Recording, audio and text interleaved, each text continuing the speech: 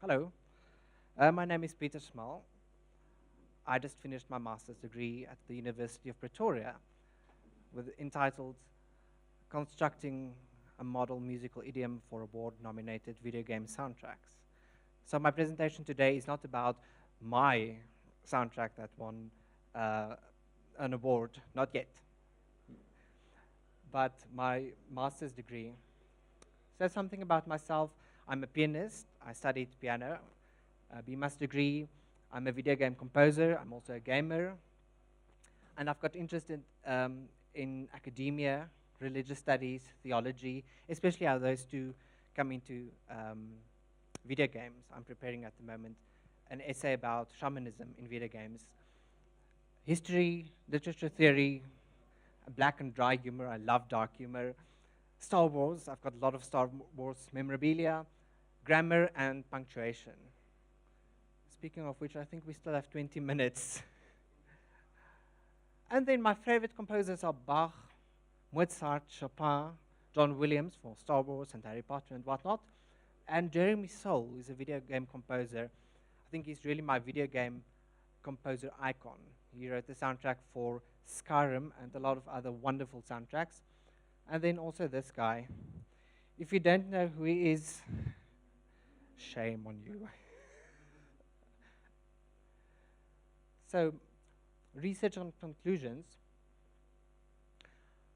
My impetus was, how do you win an award, and how do award academy panels make music nominations?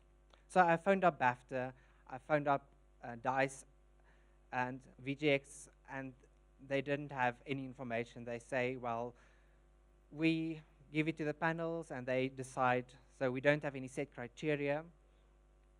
And so what I did from there is I analyzed the music, a 10-year study, and see what can I deduce from their nominations. So I looked at the BAFTA, British Academy for Film and Television Arts. I looked at VGX Awards, which is, well, formerly known as Spike Awards, and I looked at the DICE Awards, Design, Innovate, Communicate, and Entertain. So my study covers 30 soundtracks from 2004 to 2013. I covered more than 700 tracks and 34 hours of music. It's a really, really large study.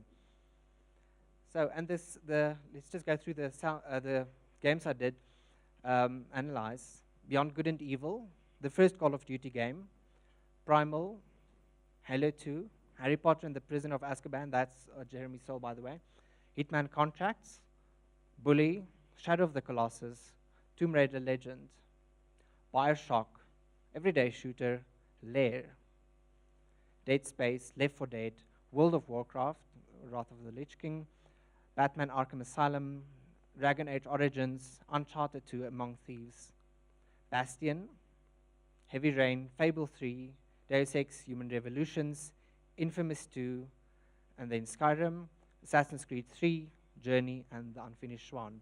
How many of you have heard of The Unfinished Swan? Yeah, it's an awesome indie game. One of the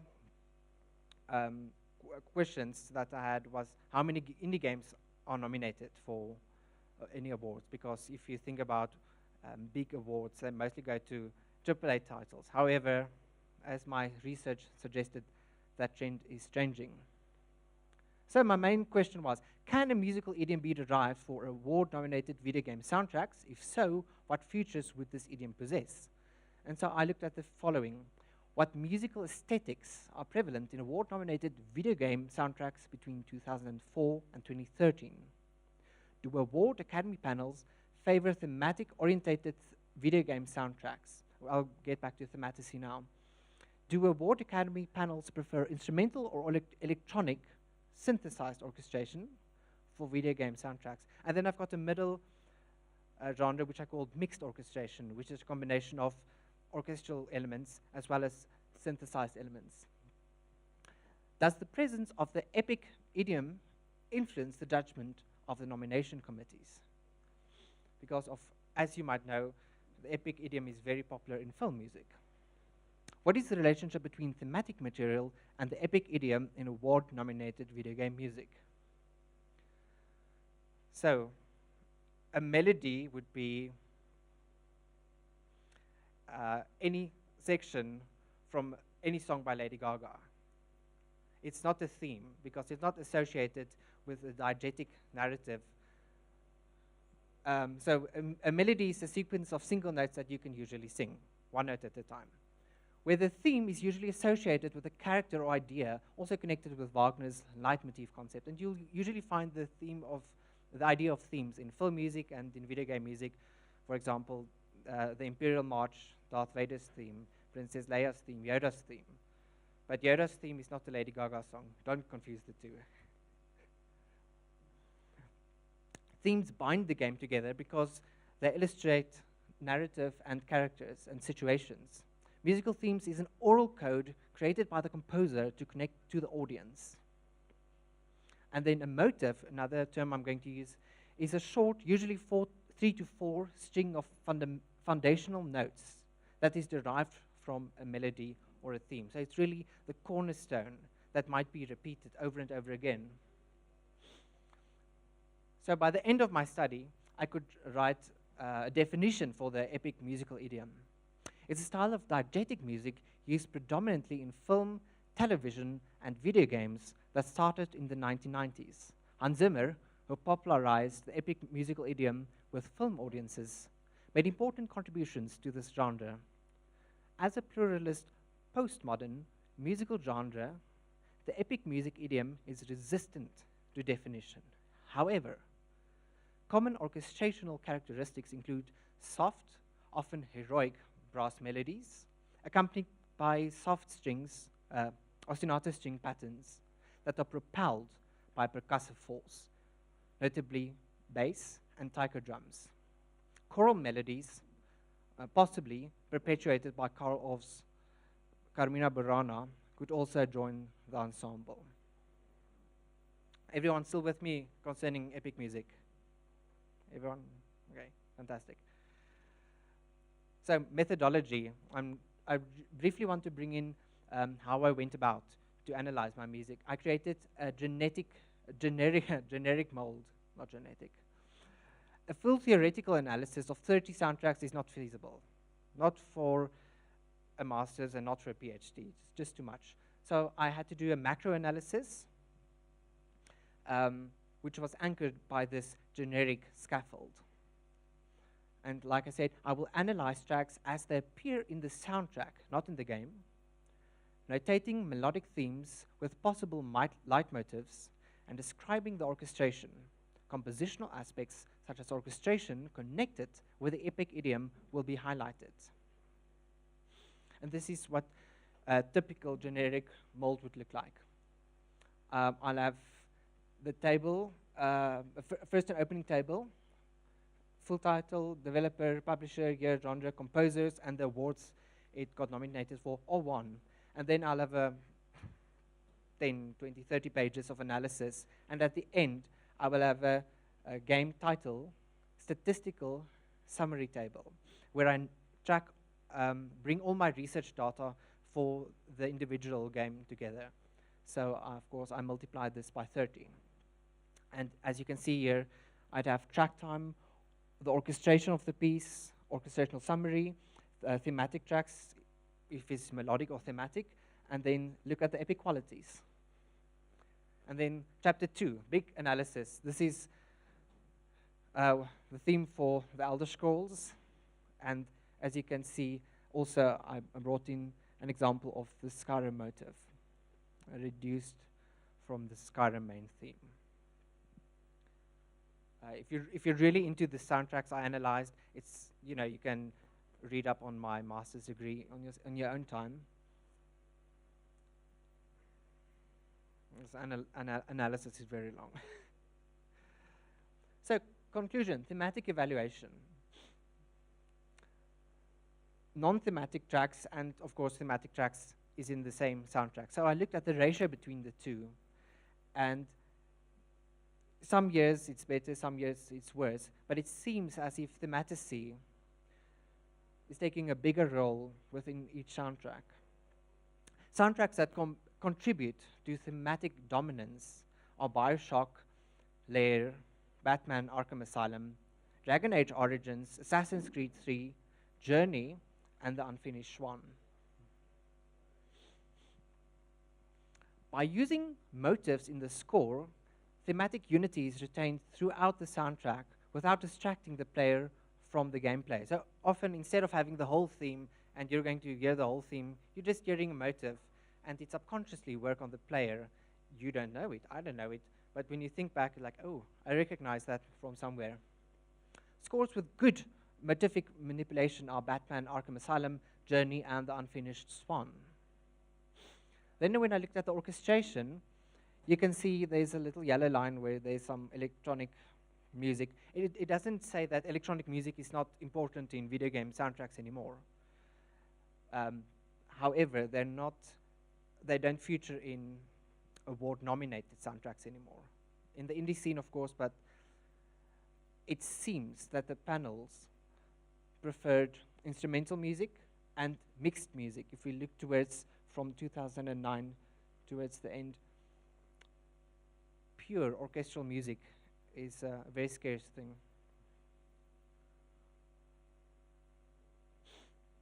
There's a pie chart. Just 10% of my entire study was electronic music, 4% was instrumental, and then combined the two, 46% consisted of mixed orchestration. The epic musical idiom gained six-fold popularity between 2006 and 2007. I think 6 was the game that Tomb Raider Legend was released. And that was a really important impetus for pushing the epic idiom forward. Then Lair bridged the closest gap between epic and non-epic music in terms of the epic, non-epic ratio in the soundtrack. The film composer James Horner, who was most famously known for Titanic and who has passed away sadly, suggested that epic music and thematic material is not compatible in film music, and he complained about the growth of epic music and film music. However, my research suggested that epic music and thematic material run parallel in video game music.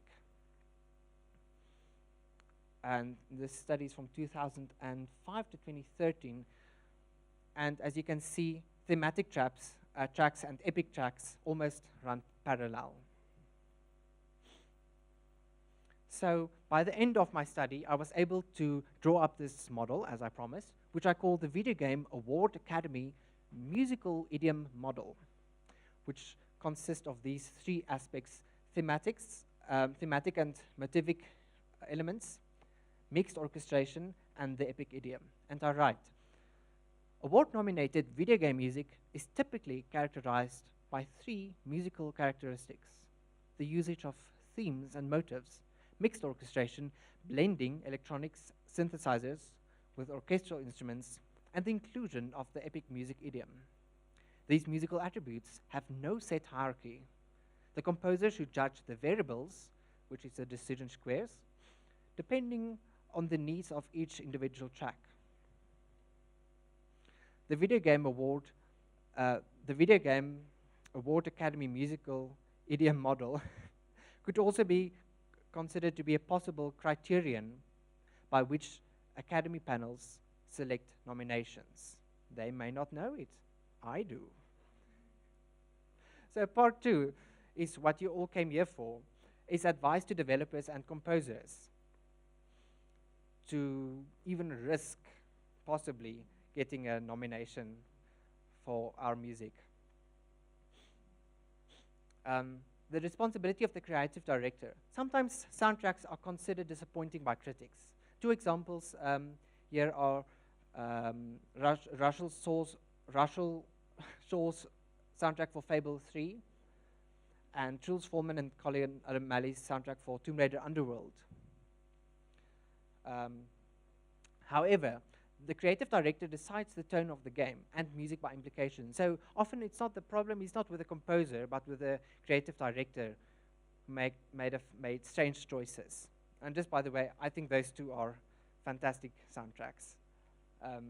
I base my own compositions of some of the works of Fable 3 and some of the works included in Tomb Raider Underworld. I don't agree with the critics. And then musical ideas presented by the composers may be rejected if it does not fit the production vision. And it happens. You know, we have artistic differences, and it happens. However, creative directors cannot have a perfect vision for the game. If you're a creative director, you can't have a perfect vision for the script and the graphics and the sound and everything that goes together. You have individual specialists that you hire. And the creative director cannot have a perfect vision for the music unless they are musically trained and do the soundtrack.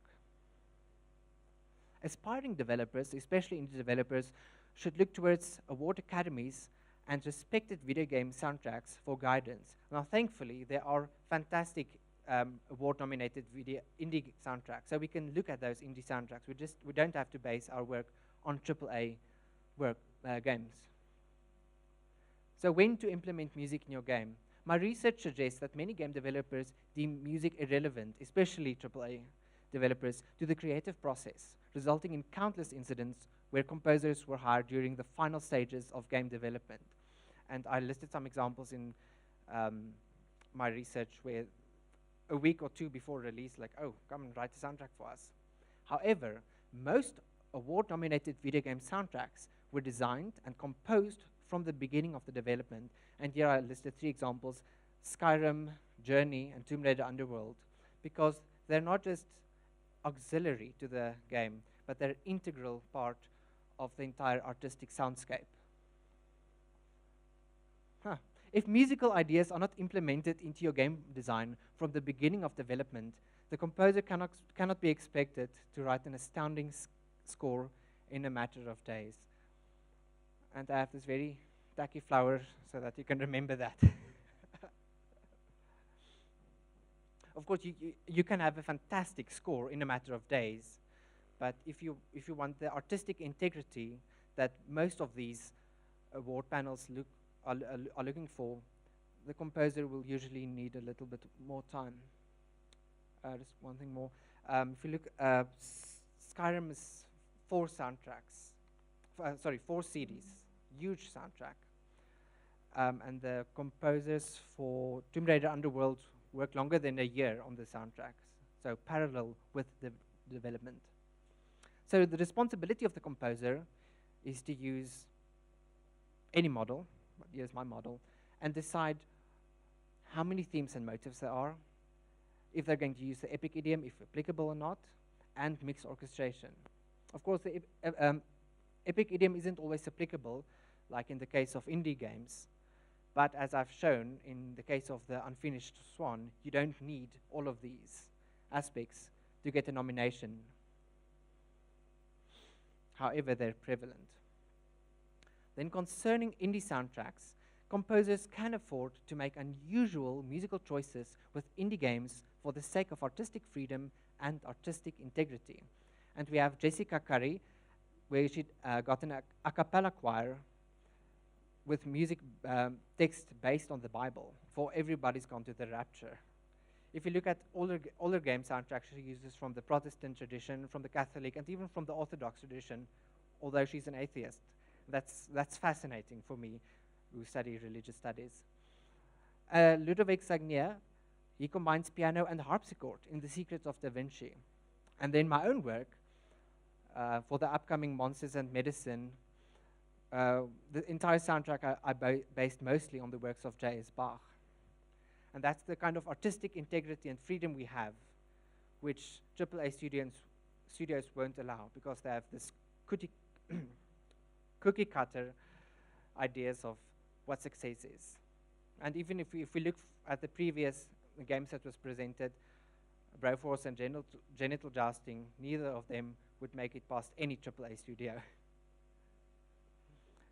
Final word, it is impossible to formulate an absolute model musical idiom that will ensure any Academy Award. However, my research has shown that melodic themes, mixed orchestration, and the usage of epic musical idiom are popular compositional devices recommended to be used in the construction of video game soundtracks. By scattering melodic motifs in composition, musical familiarity remains in the player's subconscious without distracting the player from the game. My Video Game Award Academy musical idiom model describes a general aesthetic preferred by video game award academies. And this model can be used as a guideline for composers who wish to write video game music in a prevalent or popular idiom. Thank you very much.